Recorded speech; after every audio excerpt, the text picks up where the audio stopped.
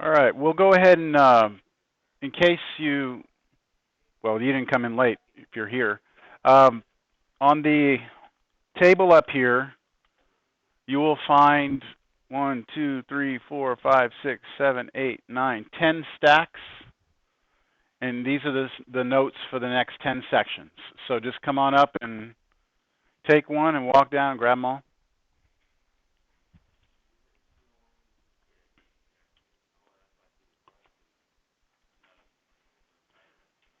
I finally figured out how to get the stapling or the machine to staple the right way on that landscape. I think it didn't happen till like 11 point.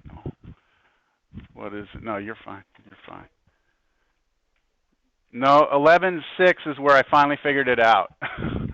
So, sorry about that.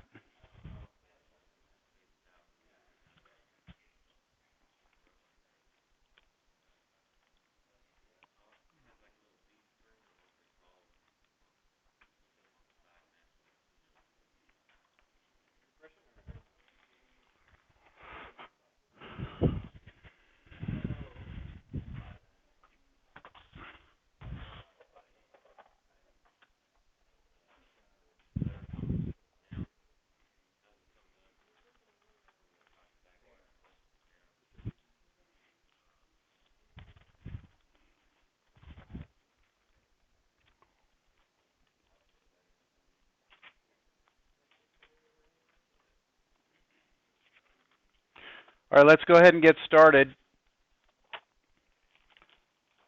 So I did ask, I sent out an email after I graded the exams, and I did ask that you try and meet with me if you want to get your exam. This is just trying to force us to have a conversation just to see where you are and just talk about things, all right? So I want to stick to that. You know, I'm free after class today, and, you know, I'll be happy to give you your test back and go over some things with you.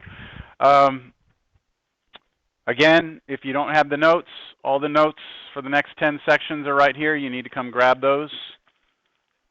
And we'll proceed. I was pretty pleased. I think I sent the average on the test. I don't remember what it was, but it was pretty good. There were a lot of A's, lots of B's. That gave you some idea of what to expect, and we move on, right? You have another one of those due on Wednesday, and I believe I'll have another one for you. I don't know when it's going to be due. The thing is, the next mini exam you get is only going to cover up through the end of chapter 10. So it's not, I don't want to, I guess what I'm saying is I don't want to give you 2 weeks for it because we'll already be in chapter 11. And I don't want to you be working on stuff from chapter 10 while we're learning stuff in chapter 11. So you'll probably have a week. When I you give me the one on Wednesday, I'll give you a week with the next one. Okay, so we started last time talking about vector functions or vector valued functions. Yes?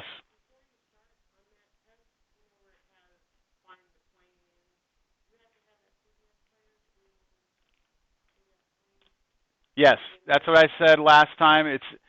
I provided the test as a CDF as a CDF file. That's the best way if you want to visualize things. If not, then it's going to be like it would be a problem out of the back of the book, right? It's just going to be the problem. I try to give you the visual so that it'll help you. Now, you don't need the visual. There's nothing that you need visually to do the problems. Yeah. So let's see here. We talked a little bit about vector valued functions, right? It's basically the idea is that you plug in a number, the function spits out a vector. The vector points you to a point that lives on a curve. So we did some of this already. And we started talking about, let's see, did we do this one? Oh yeah, this was an important one right here. I think I'll go full screen. Right, we talked about that one. This is going to come up again many times in this class. That whole cosine t, sine t. I was hoping that you would remember that, and I talked about this again last time, is that the unit circle, every point on the unit circle can be looked at the x-coordinate cosine t, y-coordinate sine t, and t here is the angle. So for every angle on the unit circle, there corresponds an x and y points, and those points are given by cosine t, sine t. Now, what if this circle is not a unit circle? Unit circle means the radius is what? 1. What if this circle has a radius instead of, let's say, r? Then how would those points out there change? R cosine t, R sine t. So R cosine t as an x component in our vector function and R sine t as a y component in our vector function would draw a circle, radius r, in the xy plane. Now, what's happening with the z-coordinate here is different, right? We said the z-coordinate is just, it's going up linearly. That's t over 5 is like 1/5 t. So what's happening is I'm drawing circles, right? Radius here is what? R here is 1. So I'm drawing circles in the xy plane, but as I'm drawing the circle, my z value keeps going up. So we did this last class. We had a spiral, didn't we? And that was it. Okay? That's going to come up again. Back. Unit circle R is 1, yes. Unit meaning unit length meaning 1.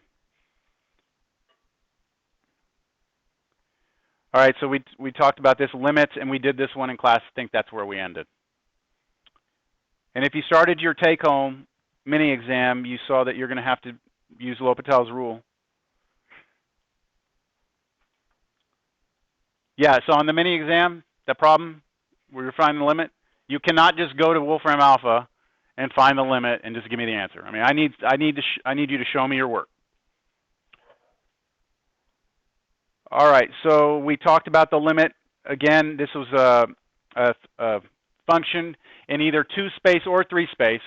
We talked about continuity. Continuity meant that the limit of the vector function was equal to, what is this saying here? What does that mean right there? The limit at A equals the function's value at A. Back in 2-dimensional space, this just meant that when we were drawing in 2D, we had a graph that did this. Was it continuous at, let's say, if that was A? Is that continuous at A? No, because the limit from the left and the limit from the right are not the same, right? So in order to be continuous, your graph has to look something like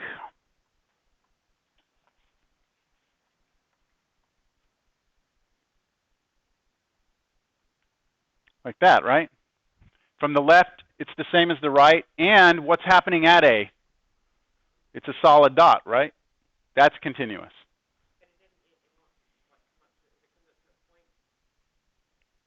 It's a good question. Let's take a poll. Oh shit, sorry. I guess I could have done a V. Is that continuous?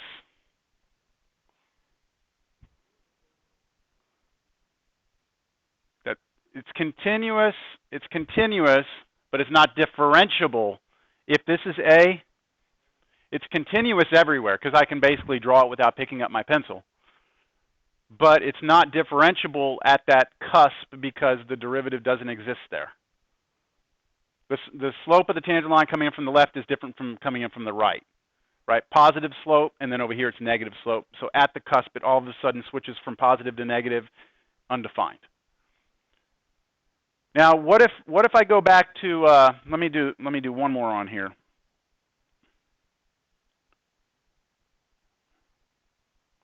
Is that one continuous at A? No, because you have to actually be defined there, right? So that's what that circled part here is saying. Just remember continuity. It's just making sure that our vector function, when we draw it, if we came in from 2 different sides of it, it would be going to the same point, and that at that point it's defined. So no jumps, no holes. Same exact thing. Just our curves in either 2 space or 3 space now. Let me see here. Copy that.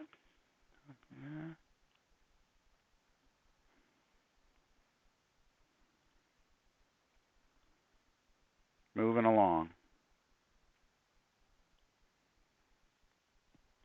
Describe this. That should look familiar to you. I hope it does. That vector function, does it?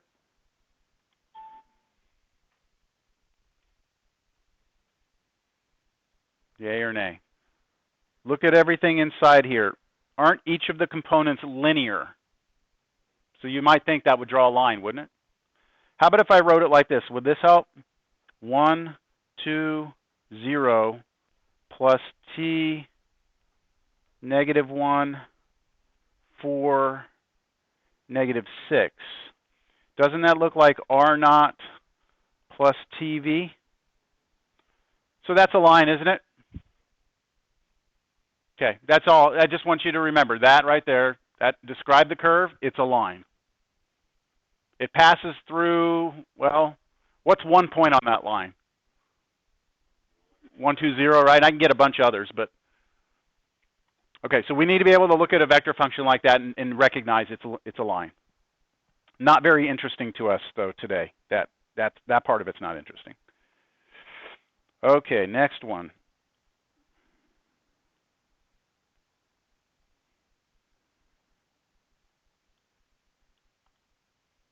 Find the vector function for the line segment from this point to this point. We've already found vector functions that represent lines, right? We've done it a million times. Well, 500,000 maybe. So all we need to do is the same thing. The only difference in this problem is this word segment, right? We have segment instead of the entire line. And I showed you one note way back when about how to do this. All we had to do is, anyone remember? Yeah, restrict the t, right? Restrict our t from 0 to 1, exactly. So what I'll do first, my vector function is going to be this.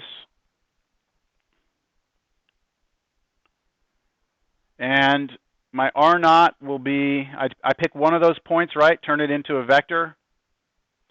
And then my direction vector is the vector connecting the 2 points, right? Going from one to the other. So I'll go from 359 to the other one. So what is it? -8, right? 2, 12, okay? Now, if I put those together, 3 minus 8t, 5 plus 2t, 9 minus 12t, and now the big part. T must be between 0 and 1.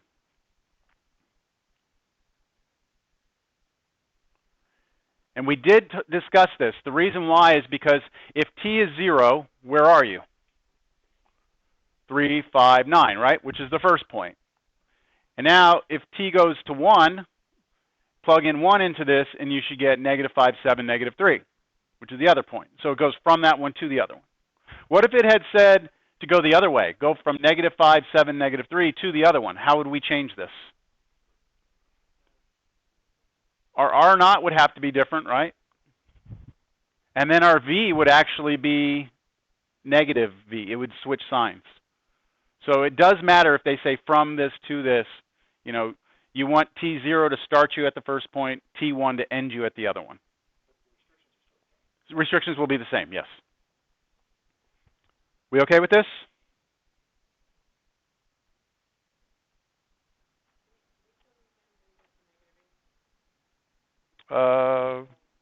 Where? The what? This right here? It's the vector. We're going from this point to this point, right? So it's -5, take away 3. Yeah. Got it? All right.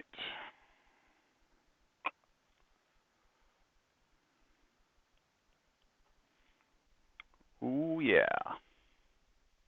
This is why you're here today, right? This problem. Because this one is like the one on the mini test.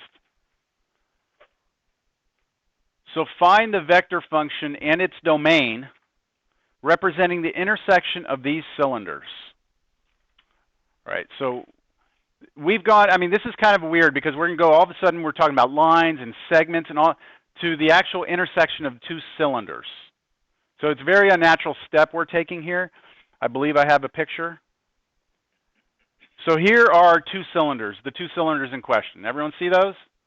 Very nice little cylinders here. Right? I would like to know what vector function, r of t, will draw me their intersection.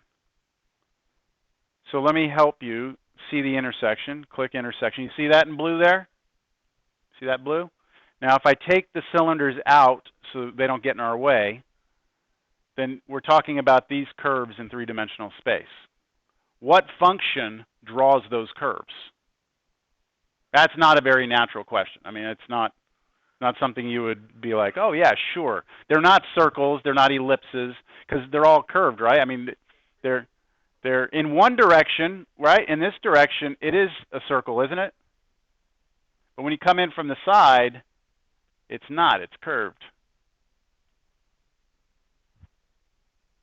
So it's a bit of a challenge to just sit there and go, oh, yeah, it's this. Okay, so the way we're going to go about this, oh, yeah, by the way, here's the function.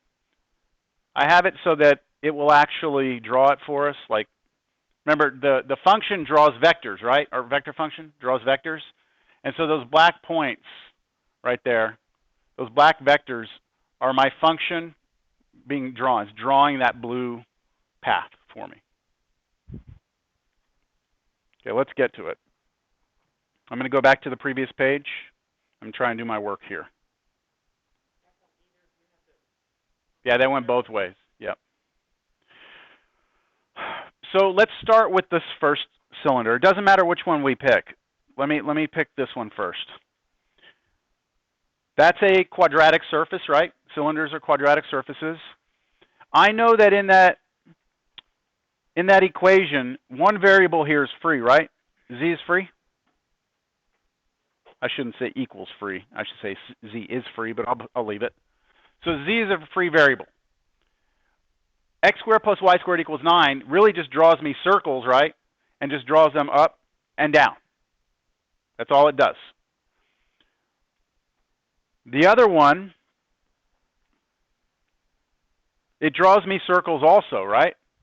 But these circles, well, I should go back. The XY, the circles went up and down, so it went down the Z-axis. Our cylinder went around the Z-axis. In the other equation over there, our cylinder goes down which axis? The X-axis. That's why we had them crossing.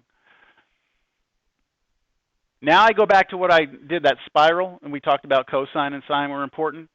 What would draw me a circle like that first one on the left? The X squared plus Y squared equals 9. What would draw me that?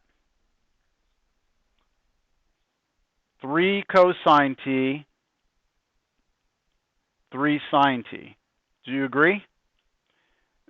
I'm putting a vector around this angled bracket. I'm going to leave the z as a question mark right now. Do you agree with that? This right here would draw me that first equation. Radius 3 draws circles. But see, the thing is, we're not allowed to go up and down however we want anymore because we have to be on that other surface, don't we? We have to be on the intersection of the two.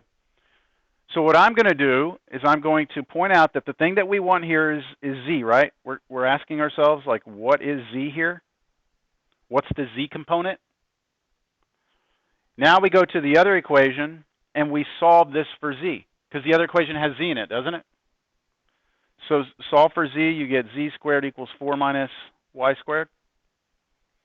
And that means z is equal to plus or minus square root 4 minus y squared. Do you agree? So what I'm saying then, basically, is that my x-coordinate has to be 3 cosine t. My y-coordinate has to be 3 sine t. And my z-coordinate needs to be that, over there, right? But wouldn't you agree, hopefully, that if I'm going to be on this intersection, that y can't just be y, it actually has to be the same as this y. So doesn't that need to be 3 sine t squared? So 9 sine squared t. See, all I'm going to do is take that y and replace it with what y is in this over here, 3 sine t. So it becomes 9 sine squared t, like that.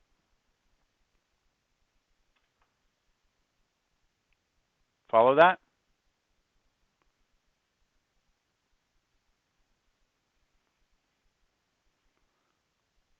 Do you believe that that's going to draw the intersection, though? I mean, like, does it make sense that that would?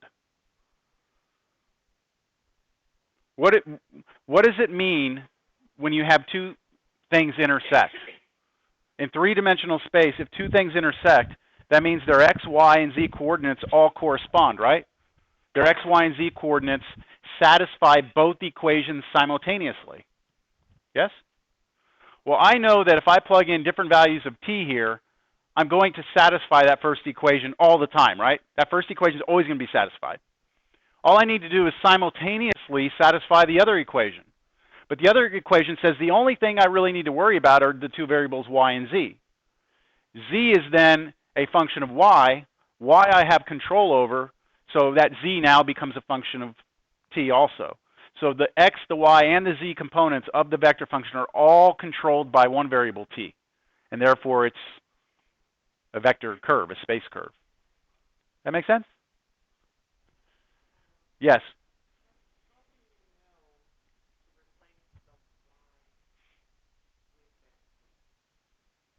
Wait, replace the y with...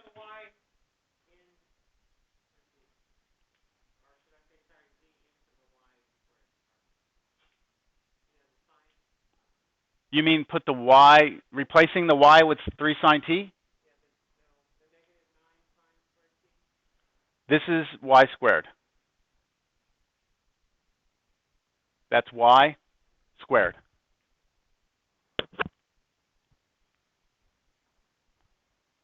All I'm doing is replacing y with what y is.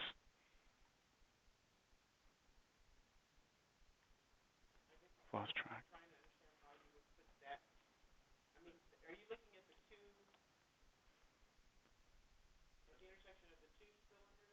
Yes. Yes. Again, listen to what I said. These first two components satisfy the first equation all the time, no matter what. Give me any value of t, that's the first two are satisfied. But I must also satisfy the second equation. The only thing in the only two variables in the second equation are y and z. Well, I happen to be able to let z be anything I want, right? Because to draw that first cylinder, z can be free, anything you want, up and down. But the second equation tells me, no, z can't be anything. If I'm going to be on the other cylinder also, z has to be this, plus or minus square root 4 minus y squared. But I can't leave y there because if I'm going to be on both cylinders, I have to satisfy this one also. So that y has to be plugged in.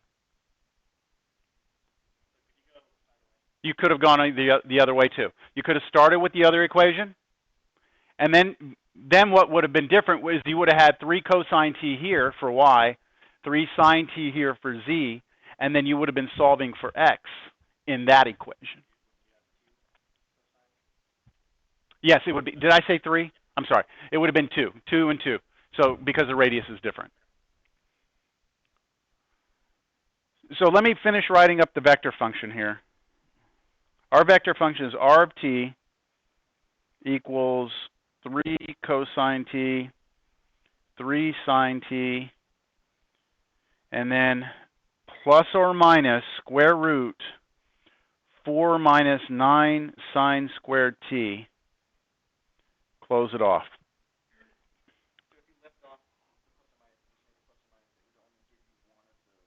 Exactly, that was my next point.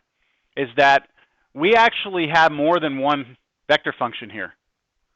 One of them is with the positive and one of them is with the negative. And so one of them actually draws me, remember how we had those two things? I'm going to have to go back to them. Let me save this again. I'm getting all I forgot to delete last time's pictures, so, oh well. Let me go back to my thing over here. Okay, we had those two rings, right? One of those vector functions, let's say positive square root, will draw the tops of both sides. The other one draws the bottoms. Or, well, it's the z coordinate. Yeah, that should be that way. Because the z is either positive or negative. So now what we still have not addressed is the domain.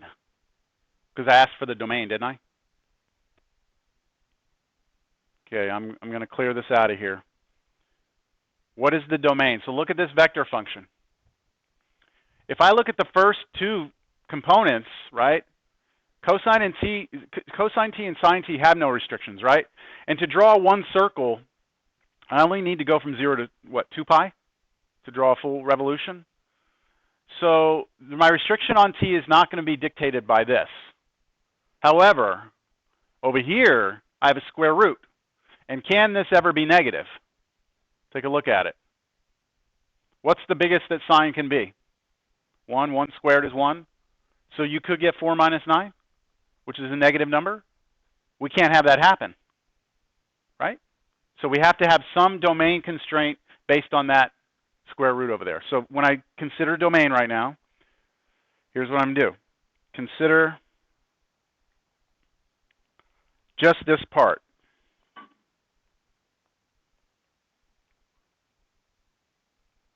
I need to make sure that the 4 minus 9 sine squared t is never less than 0, right? It can't be negative. It cannot be a negative number. Which means that 4/9 must be less than sine squared t. So just move the 9 sine squared t to the right, divide through by 9.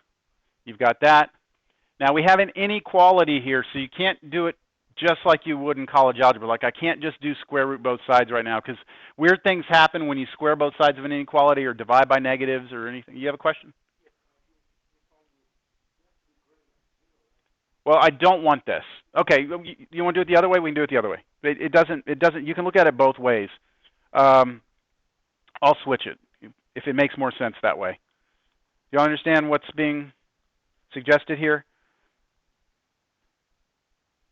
I'll do that. What do you? There's two ways of looking at this. You're either going to say I don't want this inside to be negative, or I do want it to be 0 or positive. Either way, at the end is where we'll summarize our result. So if this makes more sense to say, hey, look, I want 4 minus 9 sine squared t to be greater than or equal to 0. That way I can take the square root of it. Then I want 4/9 to be greater than or equal to sine squared t. How do you solve that? Do you just take square root on both sides? Is it that simple?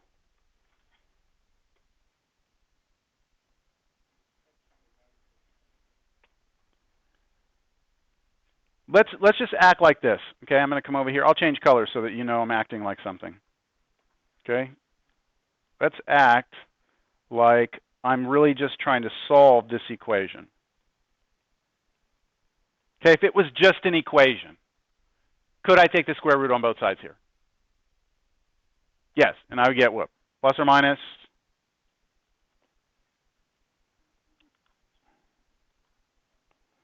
Plus or minus 2/3 equals sine t, right?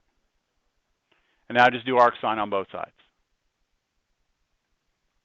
So we have to do what? T is equal to arc sine of 2/3, and t is equal to arc sine of negative 2/3. Who's got their calculator? Can give me these in degrees. 41.8.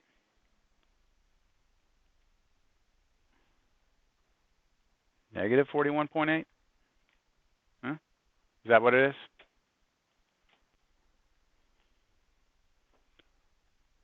So I've got two angles there, right?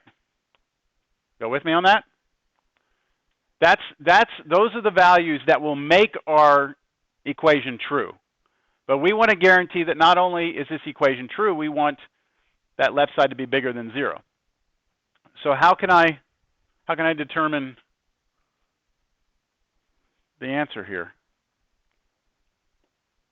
If I look at a unit circle or just angles, 41.8 is somewhere around here, right? Let's just say that's about 41.8. Negative 41.8 is somewhere around here.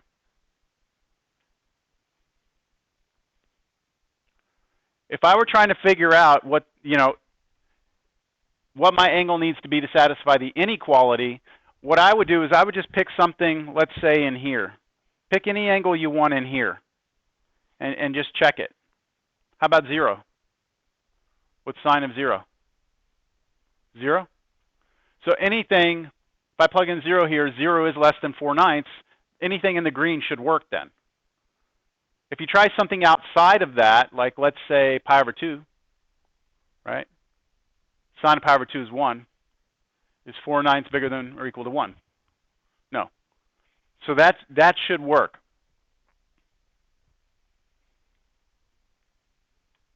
Are y'all following me or not?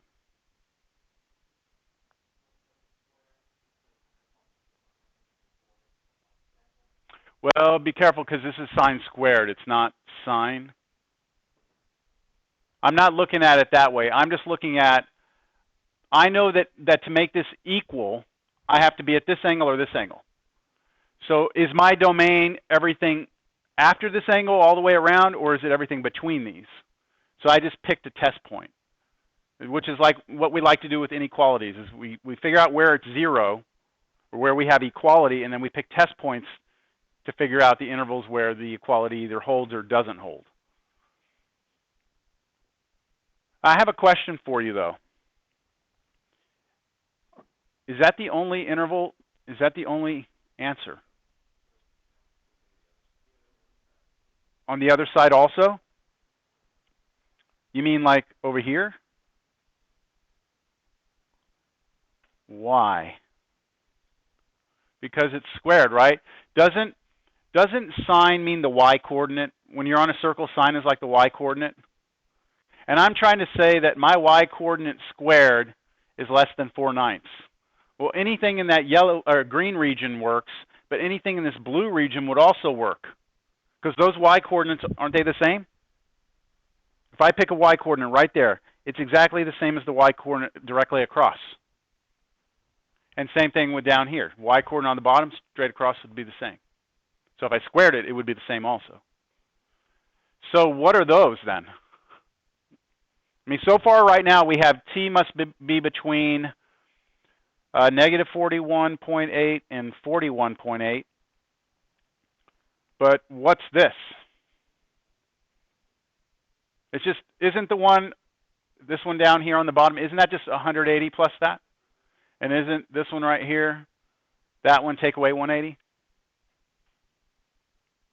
So whatever they would be. I think I'm going to go 3A. You could do degrees or radians. It wouldn't matter to me. I'm going to go to the picture here, back to what I did. I have the domain written out right here. You can see it in the drawing. Okay? So look at this. If I just change the domain t between negative 41.8 and 41.8, it draws me the ring, let's say, on the right.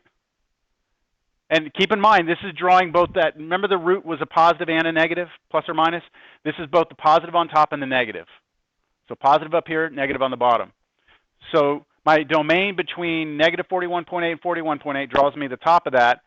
And then on the other side, if I let my domain go between 138.9 and 221.8, I draw the other ring. Got it? So on a question for a test, like your mini exam, I think I just ask for the equation, don't I? Do I ask for the domain also? I don't remember asking for the domain.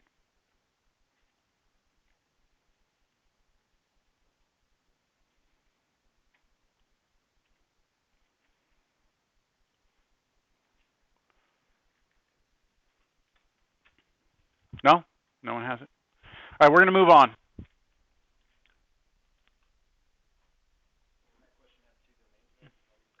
Well, the domain is 2 intervals. Yeah.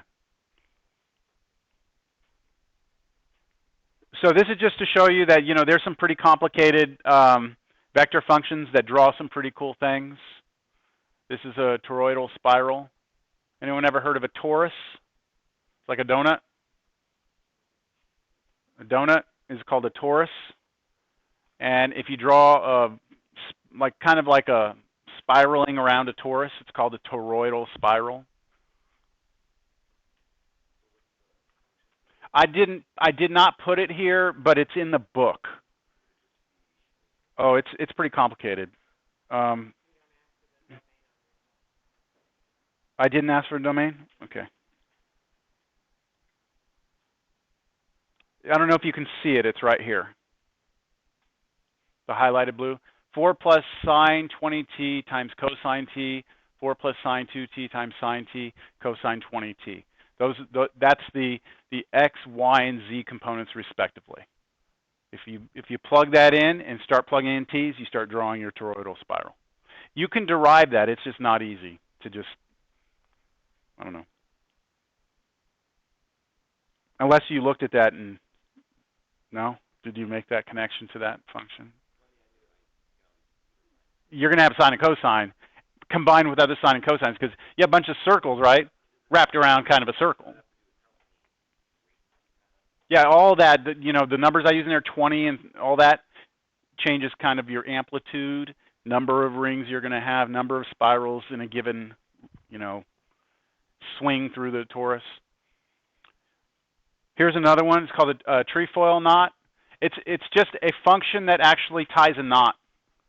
Like you go through and you draw it, and it ties itself in a knot. So like if you follow it around, follow the path,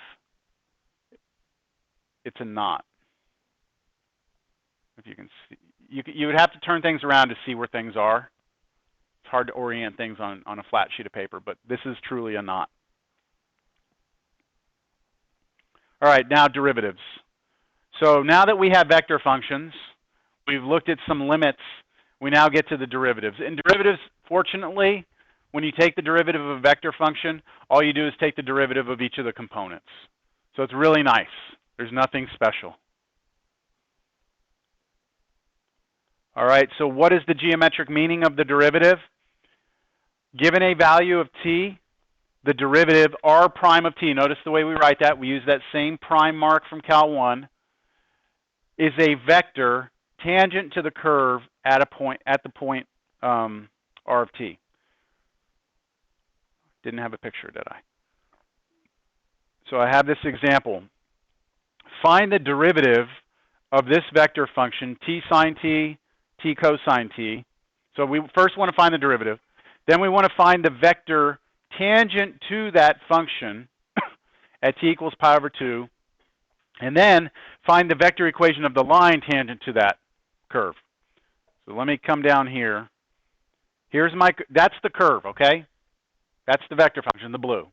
And what we want to do is travel along that curve to some place, some point on that curve, and we want to find this red. The red is the derivative. That is the vector. The derivative is the vector coming off that curve at that point. But the derivative is going to be a vector function. It's just going to spit out vectors. For every point, notice for every point on the blue, we have a different red vector, right? Every point has a different red. So that red is a new vector function. It's our derivative. After we find out what the derivative is, we're going to find out exactly what a vector is at a specific point, and then we're going to find the equation of the line that goes through there. So like tangent line, but now we're in 2D. 2 or 3D, and we don't even have to have the traditional concept of function. Because remember, functions in the past always had to pass the vertical line test? This vector function fails the vertical line test, but it doesn't matter anymore. It doesn't, because it still is a function. Vertical line test has kind of disappeared now.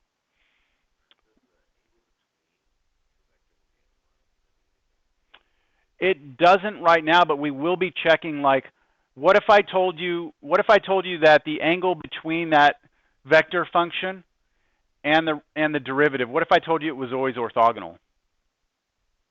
What would it draw? It would draw a circle, wouldn't it? If I told you that the direction vector always was orthogonal to its derivative, then the only thing it could do is draw a circle. So there are some connections, but we're not going to be really interested in that angle. Good question, good answer. Next, we're going to actually do this derivative. I think I can squeeze it in right here.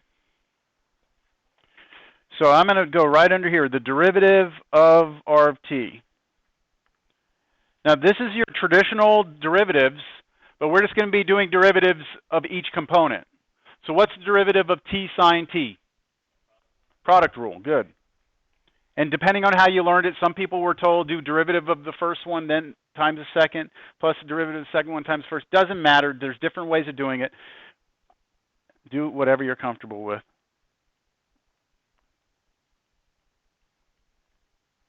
That's the first part I get there. I'm okay with that? Yeah. And then the second one would be cosine t, this time minus though, right? T sine t. So product rule in each one of those. That is the derivative. The derivative is a new vector function, right? Just like in Cal 1, the derivative of a function was a new function. Normally, it was just a function, right? It came out. So there's our new vector function. I should have done it in red so it would match the picture, but oh well. Now let's find the vector that's actually tangent to the curve at pi over 2. So what is it that I really want here? Yeah, plug in pi over 2 into that derivative, right?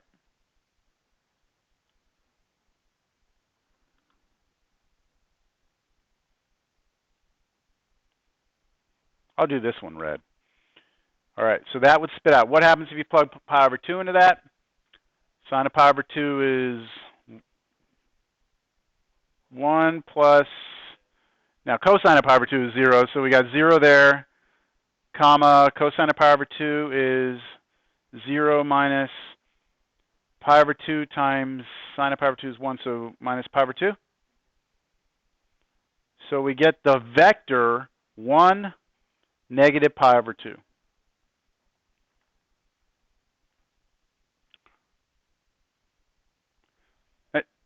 Now just keep in mind what that means. All this is saying, I'll do it on this board just so you see it real quick. All this is saying is that on that curve, and I don't really recall what it looks like, but if I start the clock, I start moving along the curve, right? At exactly the time pi over 2, I should be somewhere on this curve, and I should have a vector, the tangent vector should be coming off there pointed to the right one, let's say that's 1, and down, pi over 2 is about, what, 1 point something? So down 1 point something, a little long. I should be pointing, my tangent should be pointing like that. So that's not my tangent, it's a bad drawing. But you understand that vector, 1 negative pi over 2, is the vector coming off that curve. Now I can actually, yes. The magnitude of that vector will be the speed of the point, of the particle moving along that curve. The vector is actually, remember, vector gives us two things. It gives us a direction and a magnitude. The magnitude is the speed. The direction, we could recover the direction with an angle off that if we needed to. Okay, I'll get to the picture in a second. Let's go ahead and find the vector equation of a tangent line. So how do you find the vector equation of any line? What do you need? A point and a direction, right? Well, do you have a direction? Do you have a direction? Well, if you're the tangent line, isn't your direction the same as the direction vector coming off at that point? That's your direction, isn't it? 1 negative pi over 2. The question is, what's the point? So what's the point? Plug pi over 2 into what? The original r of t, right? That'll give you a point on your curve at exactly that moment in time.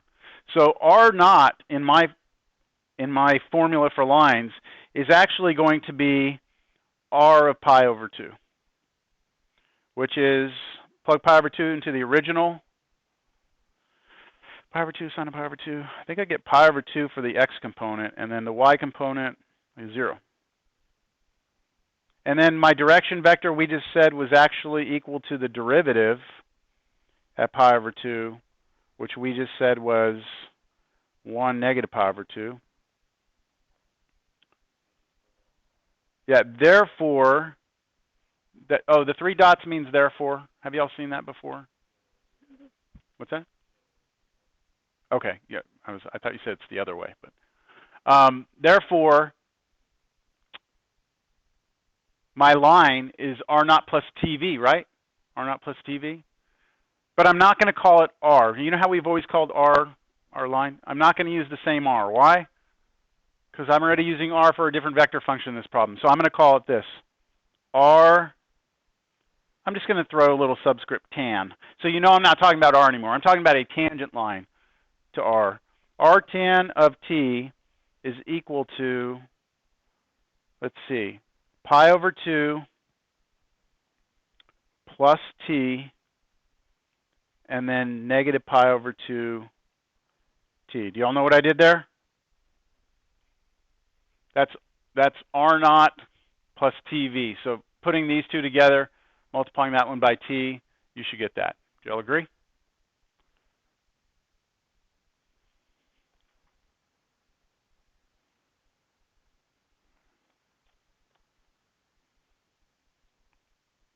All right, I'm going to clear this out. You all have this?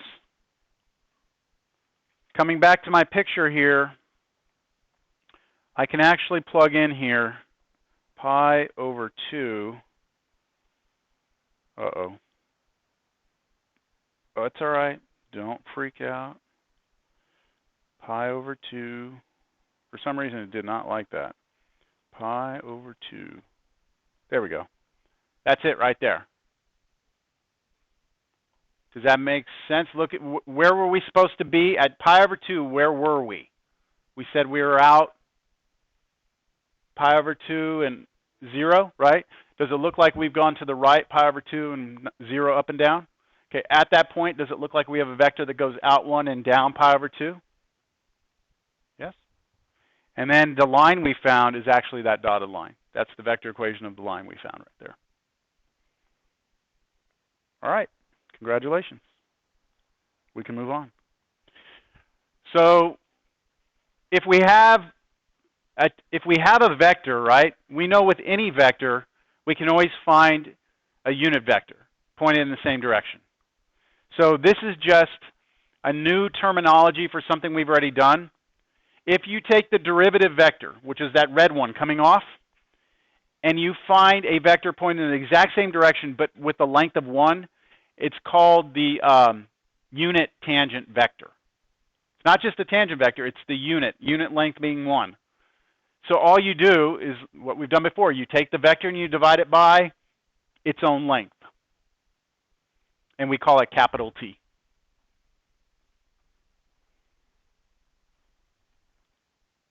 So here it is again, coming off. I'll try and go to that spot. That's close enough. See, we had before that vector that came off, the red one, right? All I'm doing is taking that and finding the vector that is unit length pointed in the same direction.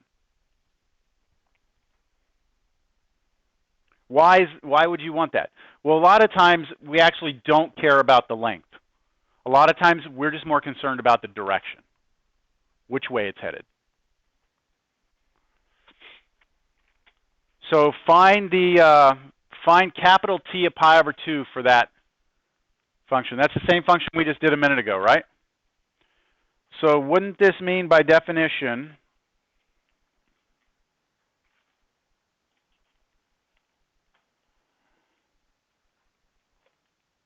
that I need to find r prime of pi over 2 divided by its own length?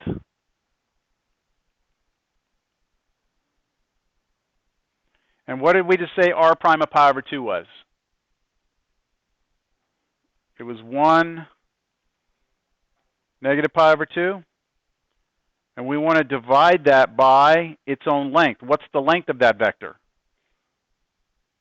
Square root of 1 squared plus pi over 2, or negative pi over 2 squared. The only thing that makes this weird is that we're using pi's instead of numbers, right? Other than that, it's just computation. So the numerator is a what and the denominator is a what? There's a distinction between the two things. Numerator is a vector, denominator is a number, so we're really just scaling that, right? So I can basically take the denominator and throw it into the vector like this. 1 divided by square root of 1 plus pi squared over 4. And then the other component, which was negative pi over 2, and divide it by its own length.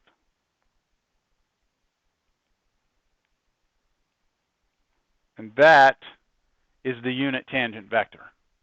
It points in the same exact direction, but if you were to take its length, it would be 1.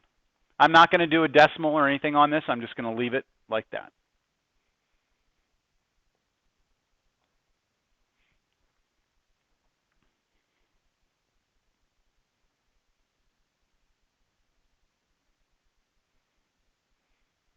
Just curious, what would this require?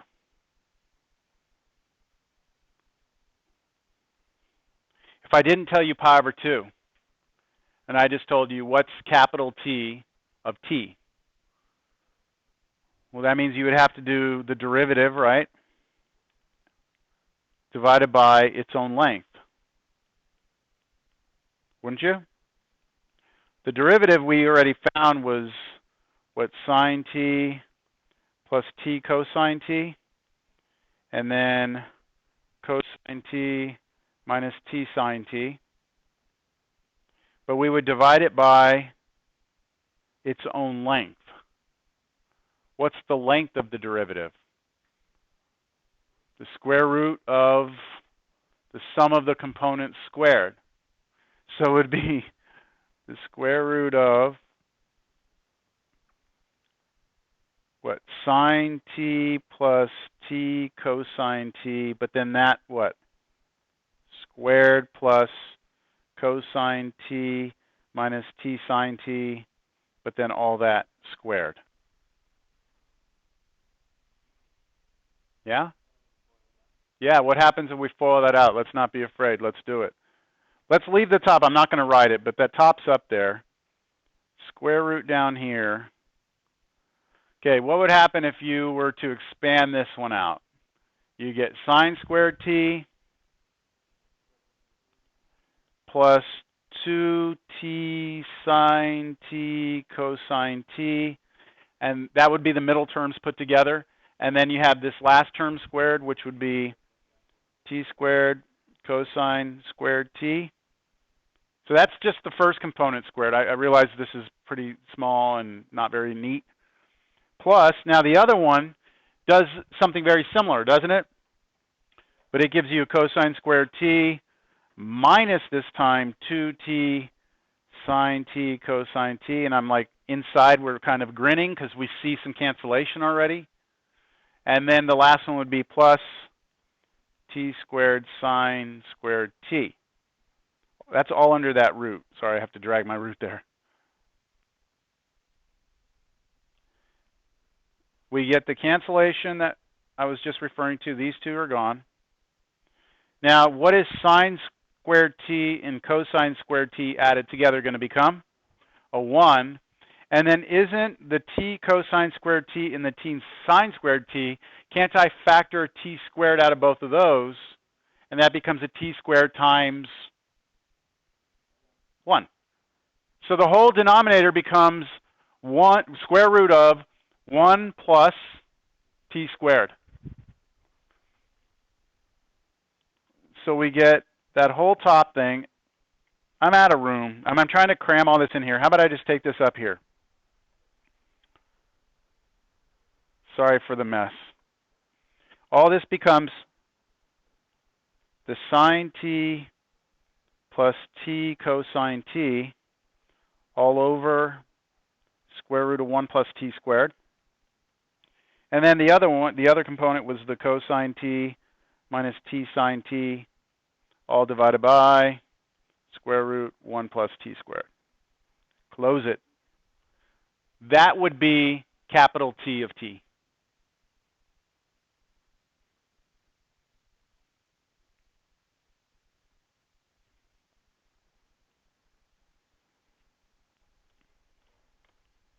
Bonus question. All right, here we go. Back to business here. I want to clear this out, and I want to move on. Okay, if r of t is 2 cosine t sine t t, so in this problem I've given you a vector function 3 components, right? Instead of 2. Find the vector equation of the tangent line at this point. Yeah, take the derivative. We'll work through this. I was debating whether or not I really wanted to do this, but I guess I will. What's the derivative of this? Negative 2 sine t cosine t 1. So I need now the derivative, right, at a certain point. Well, hold on a second. I'm not given, like last time I was given pi over 2, wasn't I? I'm not given pi over 2. I'm not given a t, am I? But we can recover t, can't we? Can you tell me what t gives you this point? What t would give you that point? And when I say what t, I'm saying plugging it into the r of t.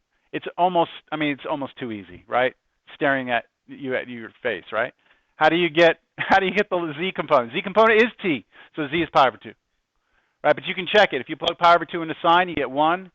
Plug pi over 2 into cosine, you get 0. So this tells me t is pi over 2, which allows me to plug in my pi over 2 here.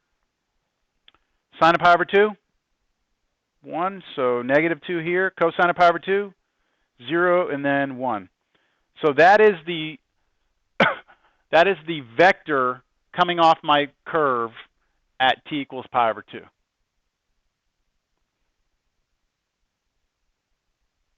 I think I'm ready to put my tangent line out down here. Let's see if you can follow this.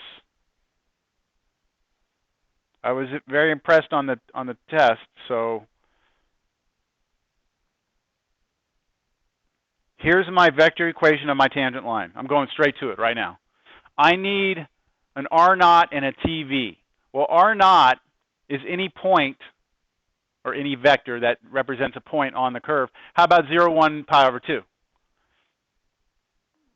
0, 1, pi over 2. That's my r naught. Plus t times, now I need a direction vector. But my direction vector is the derivative at that point, which is negative 2, 0, 1. And now if you put those together, you've got it, right? That's the vector equation right there. Did I move too quick through that, or are you all comfortable with that? All right. I failed to tell this to, or share this with you, but I want to now that I remember. When I was in calculus class where we were doing vector calculus, instead of using this function for vector function, the one that came out of my book was u plus tv. Instead of r naught, the book used a u, or at least my professor did. And my professor called it the couch potato formula. U plus TV, couch potato. But I never forgot it, right? The vector equation for a line is the couch potato formula, U plus TV. Hey, it's stuck. All right, moving along here, 6A. Y'all don't like that, huh?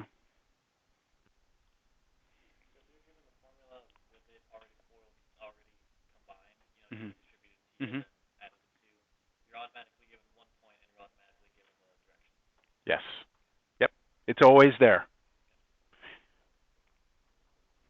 Oh, so this is what we just did. We just found the vector.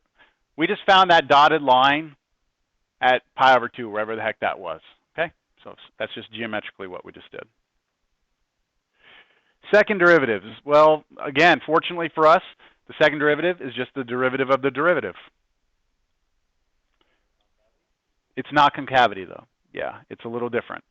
The reason is because we're in 3D, so it's not exactly the same. And in 2D, I mean, back in Cal 1, y was always a function of x. So you plug in x, y is determined. Here, x and y are independent of each other. The x component can be doing something completely different than the y component. They don't rely on each other for information. They rely on a t. So your whole concept of how they're connected kind of goes away. Okay, vector function r of t given on some interval I is called smooth if the derivative is continuous and if the derivative is never 0. Now this is weird. We have never seen this before. All right. This idea of smoothness in with vector functions relies on two conditions. One, the derivative has to be continuous. What does that mean? It's well-defined, doesn't have any holes, doesn't have any jumps, right? So a well-defined derivative, and that derivative can never be 0 on the interval in question. So if it's 0, it's not smooth. Think back in Cal 1. In Cal 1, if I had something like this,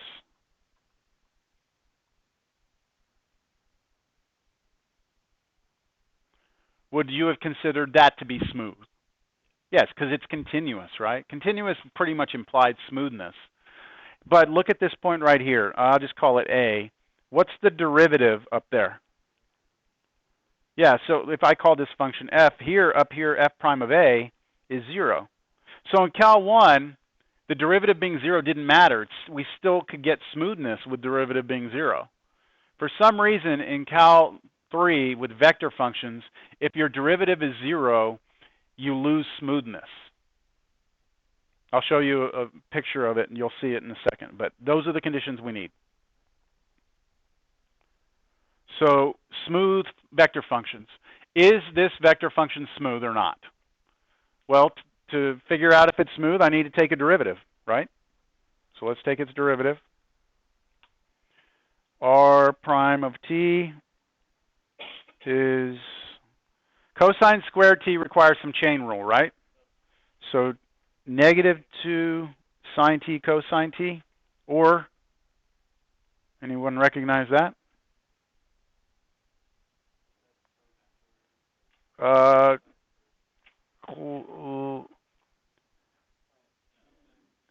2 sine t cosine t is sine 2t. That's your double angle identity. That's okay, though. We don't need it. I mean, that's good enough. There's my derivative. Is my derivative continuous? That means look at each of the components. Are they continuous functions? Well, sine of t is continuous, isn't it? Cosine t is continuous. And 4t cubed is a polynomial. That's continuous. Both components are continuous everywhere. And remember, I didn't point this out, but look at the interval I'm looking at. T is an element of the real numbers. So I'm saying, is this thing smooth everywhere? Well, so far it is. It's continuous everywhere. So I'm going to put continuous. Yes, I'm happy about that. But how about, is the derivative ever 0? Is r prime t equal to 0 ever?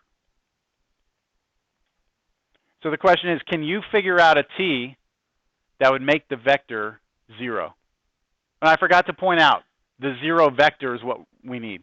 In the notes it says 0, that's the 0 vector. We need the derivative to never be equal to the 0 vector. That means both components 0 at the same time. So is there a t that would make both components 0 at the same time? Which one? How about 0? Now we have to get that by inspection, or you'd have to set them both equal to 0, both pieces. You would have to take each one, set that to 0 or that to 0, and then solve. What we're looking for is a t that makes them both 0 at the same time. Well, the one on the right's easy, right? The only thing that makes that 0 is 0. So if I plug in t as 0, I get 0 here, 0 there, 0 vector. So r prime of 0 is 0, which means it's not smooth on the interval, right? On the real numbers, it's not, because at one point, specifically, when t is 0, I get my derivative to be 0. So let's take a look now at why in the picture we have an issue.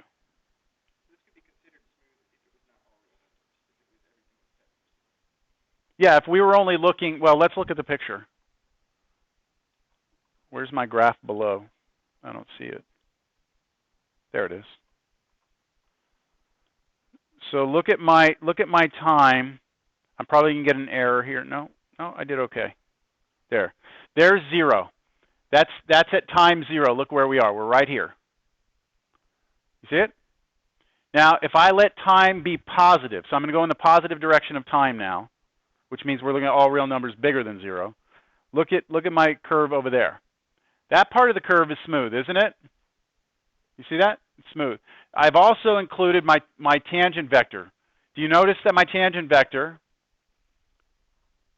is pointed in this direction, right? Now, look what's happening as I go closer to 0 here. My tangent vector starts to shrink and get smaller, right?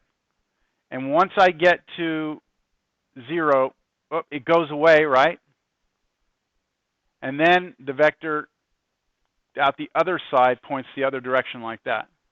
So what we're getting here is like a cusp. And that can happen when your derivative is 0 with vector functions. With me? All right, differentiation rules. Just some stuff that you'll recall from Cal 1. This stuff extends to, fortunately, to vector functions. The derivative of a sum is the sum of the derivatives. The derivative of a constant times a function is equal to the constant times the derivative of the function, so constants come out. Derivative of a function, now check this out. F of t, u of t. F of t here is a what? We call it a scalar function, like cosine t. That's a scalar function. This is a vector function, so it's got the angled brackets. If you look at the product, in other words, you're going to like distribute the vector function through. There's a scalar function through the vector function. If you want to take that derivative, you can do this instead. Does that look familiar? It's like product rule, isn't it? And then this is dot product. And look at that one. Does that look like a familiar rule to you? The derivative of a dot product is equal to... Does that look like product rule? Except instead of product, like multiplication, what is it? It's dot. Look, derivative of u dot v is equal to derivative of u dot v plus derivative of v dot u. So the multiplication is replaced by the dot product. That'll get you a number. Yep. All right, what else? Derivative of a cross product. Same thing, product rule, right? But instead of your product being multiplication, it's cross product. So dot and cross are the same thing, aren't they? Just replace the operation of dot and cross. And the last one is a good old chain rule. If you have a vector function with a scalar function inside and you want its derivative, you take derivative of the vector function, evaluate it at the scalar function, times the derivative of the scalar function. Just so we know those rules are okay. All right, show that if r of t equals cosine t sine t, then r of t is orthogonal to r prime of t for all t. So we already know what this draws, right? A circle. So the tangent should always be orthogonal. But I'm going to show it algebraically. So what I want to show I want to show, okay, I want to show that R of t is orthogonal to R prime of t. That means that the dot product is what?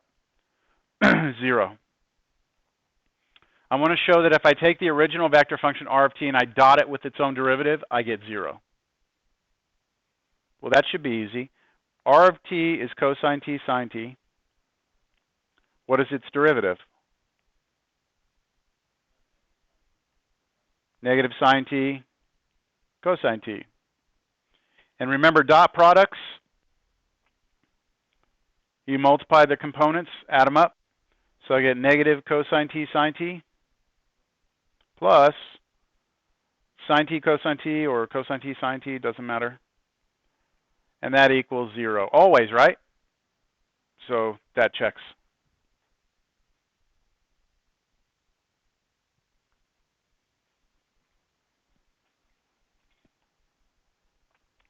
Wow. Well, I think I accidentally zoomed in here.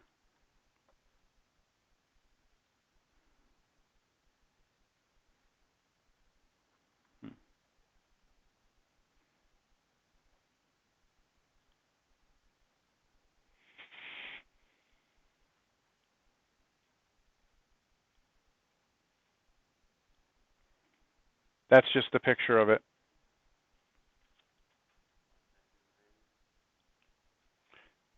Okay, I'm going to offer this as a bonus, but it's not going to be like a really, really, really valuable bonus. We'll say it's worth half of what a normal bonus would be. Not because it's easy, it's because it's easy to research. Okay? Google, anyone could Google this and get the answer. So I guess, do what you can if you want. It's an interesting result. It's basically saying that if the magnitude of your vector function is constant, so think about what that's saying. No matter what, t is changing, right? And the length of the vector is always the same. That means that it's drawing a circle, or maybe just possibly part of a circle, but it's always staying the same distance. That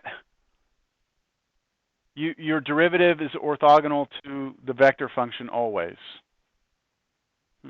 Interesting. See what you can find on that.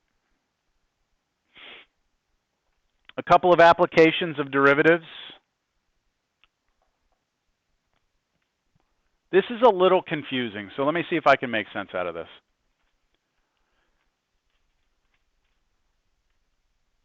Here are two vector functions, right? R1 of t, R2 of t. One of them is t squared, the other one is t squared t to the fourth. Do you agree that if I plug 1 into both these vector functions, we get the same thing? Plug 1 in right now to both. We get 1, 1, 1, 1. Yes?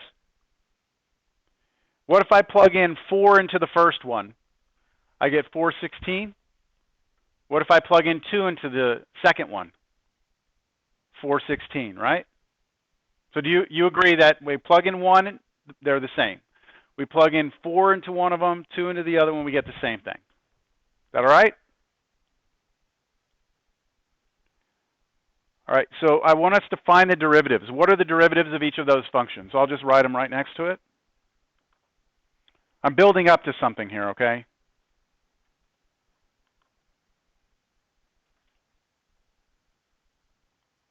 Derivative of the first one is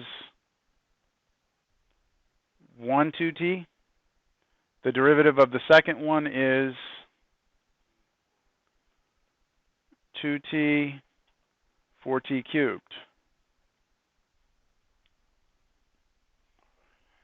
Okay, what's the derivative of the first one at 1? 1, 2. And this is a vector, right? I'll change color so you can see I'm actually putting something in here. 1, 2. What is the length of the derivative at 1? Square root of 5. Just taking the magnitude of this vector. What's the derivative of the second one at 1? 2, 4. What's its length? Root 20, right?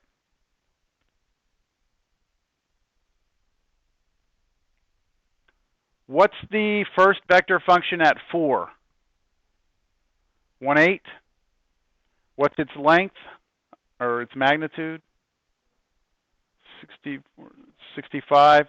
And then the other one at 2.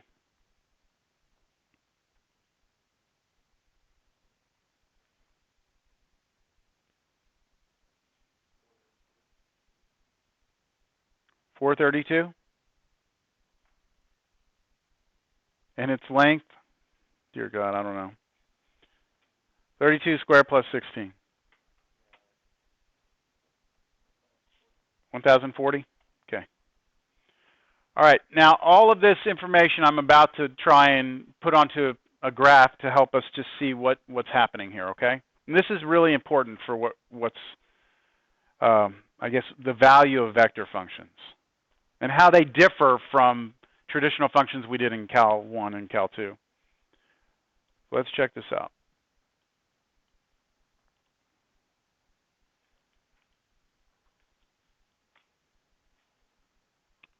It's going to be a little tough for me to squeeze this in here. Let me zoom this out. Okay, what we have here are the graphs of both of these curves, all right? We have R1 and we have R2. What do you notice about their graphs? They're exactly the same. They draw the exact same curve, all right? For every point here, there corresponds some point there. They're identical pictures, right? But if I start letting time go by, I want you to follow those points. You see the difference? In one vector function on the left, even though I'm drawing the same curve, I'm moving much slower through the function. Now if I bring it, I'm going to slow this thing down a little bit. That other one's jumping off a little too fast. Okay, now I'm going to show you the derivatives. So I'm going to bring in their derivatives. What do you see the difference in the derivatives? The length of it, right? Maybe it's a little too slow now. Okay, there we go. See how small this is? And then that one gets really big. Which the length of the derivative indicates how quickly we're moving. If I put them both together and pause it, well, that's a little too much information, but that's everything we just computed, right? We're saying that, look, at 1 here, we have a speed of 2.24 basically. Over here at 1, we have a speed of 4.47. And then up here at 2, remember the point at 4 and 2 corresponds to the same point on the graph? Here at 8 and over here we're 32. Y'all see what I'm saying?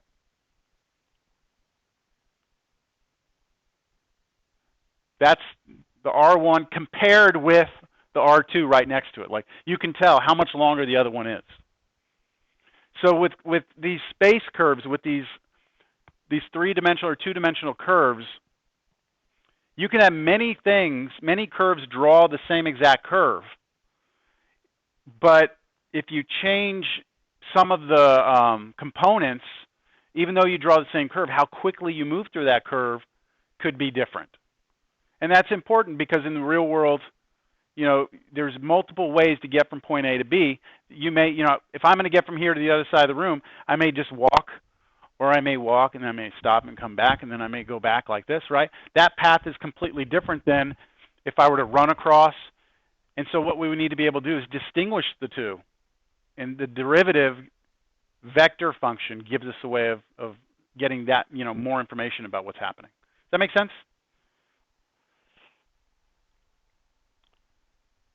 All right, so with that said, if R of t is a vector function which represents the path of a particle or object through space, we call it a position function.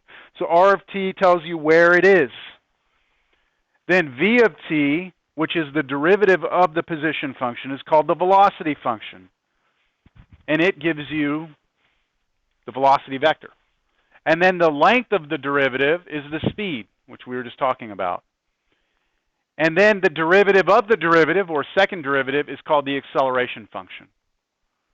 The larger the magnitude of the derivative, the faster the particle is moving at that point in time.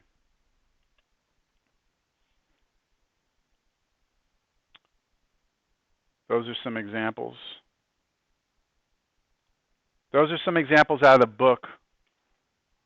Maybe I'll get back to those. I'm going to do one here at the end. Hopefully it'll kind of bring this all together. Integration.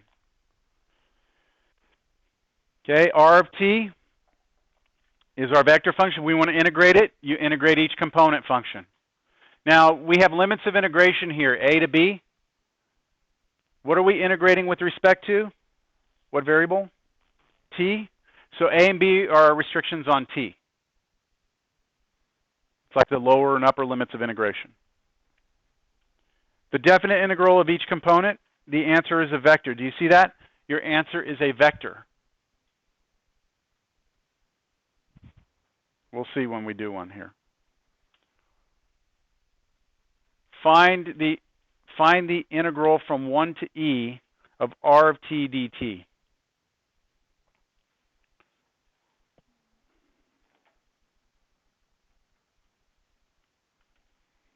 So I want the integral from 1 to e of r of t dt. Now what I'm going to do is I'm going to switch over to an indefinite integral first. I'm just going to make sure we're okay integrating e to the t. I hope you're okay integrating e to the t. T minus 1 natural log t dt. So what I'm going to do is I'm going to integrate each one of these one by one. What is the antiderivative of e to the t? So watch the way I write this. Vector integral e to the t dt. I'll show a little more work. Integral t root t minus 1 dt, and then integral natural log t dt. Close off the vector. So you said the antiderivative of e to the t is e to the t, right? What's the antiderivative of t root t minus 1? What would you use for that?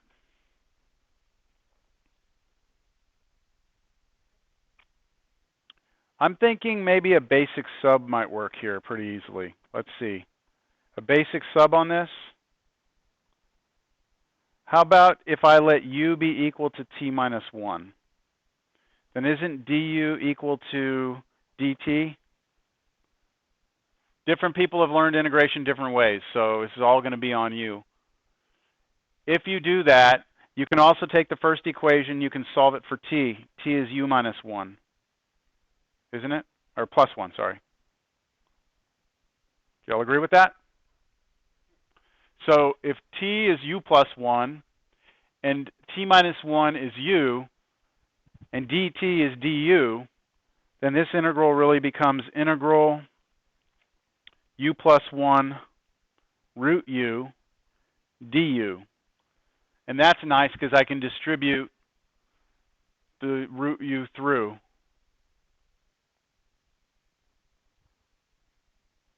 And get integral u to the 3/2 plus u to the 1/2 du.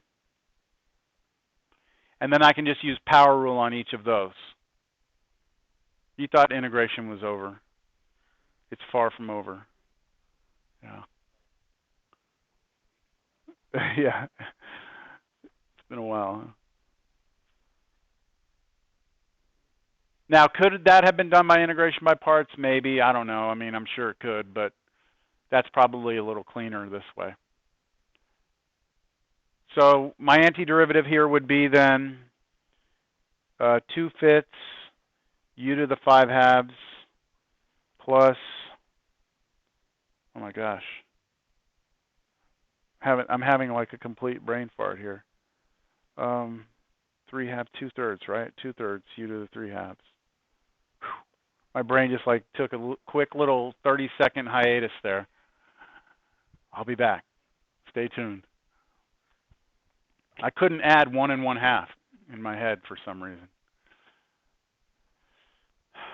All right, now this is all this work here, but then what's u? D, and I have a plus c out there too, but you know, I'm running out of room. Okay, so I'll fill that in a second. How about this one? Anyone know what the antiderivative natural log of t is?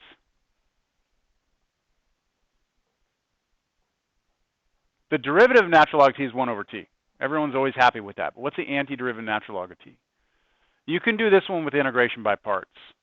But it's also something that may have been shown to you and you're allowed to like remember it. No. It's in the back of the book. I'm sure it is. T natural log t minus t? I don't know. It's been a while since I have done Cal 2. Let me check it real quick. T natural log t minus t. Take that derivative real quick.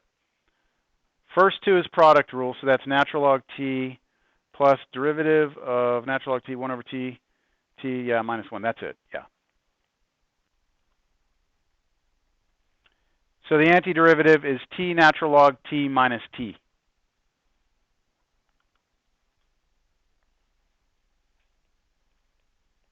Plus a constant. I'm going to copy this screen. I'm going to go to a new page.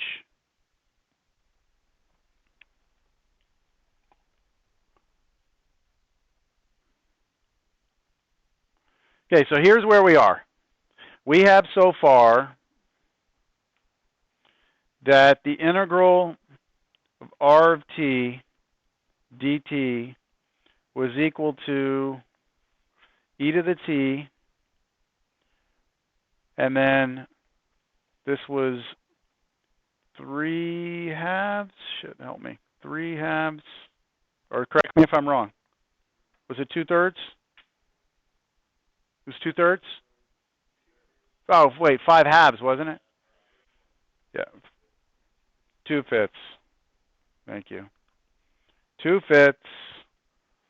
T minus 1 was our u to the 5 halves plus, I couldn't add, this was 2/3, right?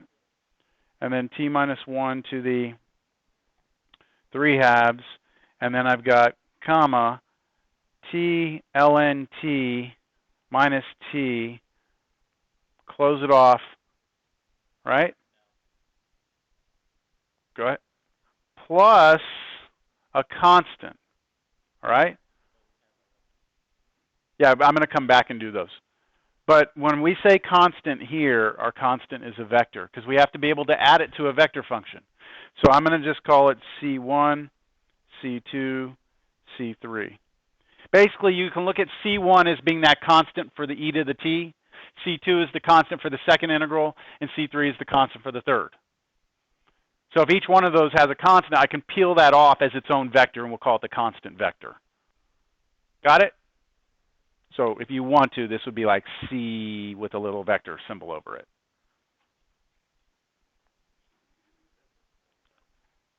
Just like that, you could leave it. Okay, now we need to actually evaluate this. So we want to be able to go back. We want to go from 1 to e of r of t dt, which will be, so remember how to evaluate, right? We plug in to each, and when we have a definite integral, the constants don't matter anymore, do they? They cancel each other out, so you know, you just go ahead and plug in first e into each one of those, subtract what you get when you plug in 1. So watch the way I write this. I'm going to plug e in first to all of them, then subtract what I get when I plug in 1. I'm doing them as 2 separate vectors. So plug e in first for t. You get what? E to the e, and then 2/5, what a mess. E minus 1 to the 5 halves plus 2/3 e minus 1 to the 3 halves, comma, what's e natural log e? Well, natural log E is 1, right? So that's just E minus E, 0. And then now plug 1 into everything. 1, oh, sorry, E. Is that the same E? No, that doesn't count. I can't do that. That's cheating. It's not, though, right? It's not the same E. It's not like the calculator E. Right? The calculator does this and this. Those are different things, right? The E on the left is the scientific notation for, you know, E is like moving your decimal point over so many places. All right. So E to the 1 is E, and then if I, oh, I like the next one. 0. I like that. And then the next one, hey, natural log of 1 is 0. So that's just negative 1 over there, isn't it? And then if you combine the two vectors together, which I'm not going to do, you get your final answer. But the answer is a vector, isn't it? So it's pointing somewhere.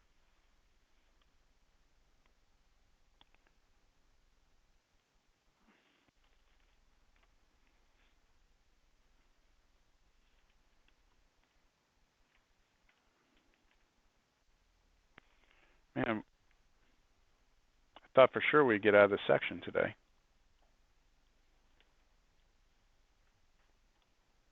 We just did that one.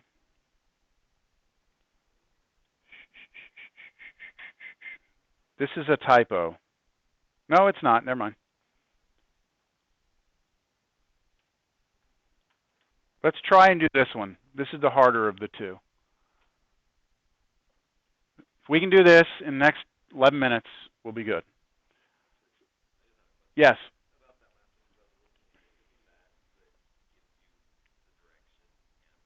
Did they give us more information or no? Where? Oh, here. This one?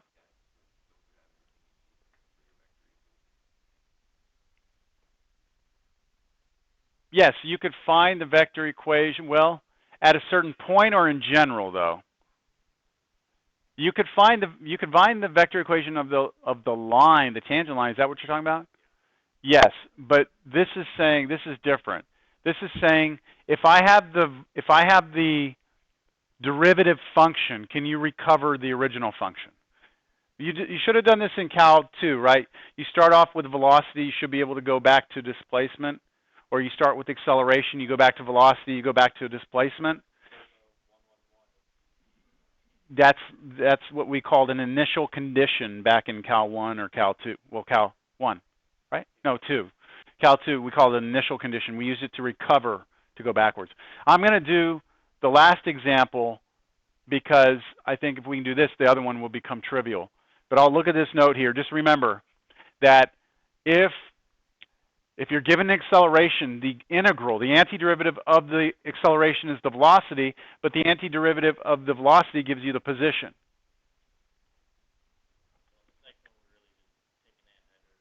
That's right. Going again. So we're going to do double integration here. So let's try this. Well, not double integral, but double integration twice is what I should say. We'll do double integrals later this semester. R0 is like our position, yes. And we actually have a V0, which is a velocity, initial velocity. Okay, here we go. In this problem, I give you the acceleration function. I give you one piece of information about its position, R0. I give you one piece of information about its velocity. Okay? So all you know is, this always kind of blew my mind. I'm going to run out of time, but if I talk too much about this, but this always blew my mind. What we are given is some particle out there. I'm telling you its acceleration at every point in time. Okay? Every point in time, I will provide you with its acceleration. And I will also tell you that at time 0, its velocity vector is 0, 0, 1. And at time 0, its position is 0, 1, 1. From just that information, can you tell me exactly how fast it's going at every point in time and where it is in three-dimensional space at every point in time? And yes, the answer is that's all the information we need to be able to recover all that other information. So how do you do it? Well, here's how we do it. First, I'll go with velocity. Let me get velocity first. My velocity function will be the antiderivative of the acceleration function with respect to t. Now, what is the antiderivative of t? So I'm doing the antiderivative of each of those, right? 1/2 t squared. What's the antiderivative of e to the t? E to the t. What's the antiderivative of e to the negative t? Negative e to the negative t, right? Plus some constant vector, right? Which will be my C1, C2, C3. Do y'all agree with that?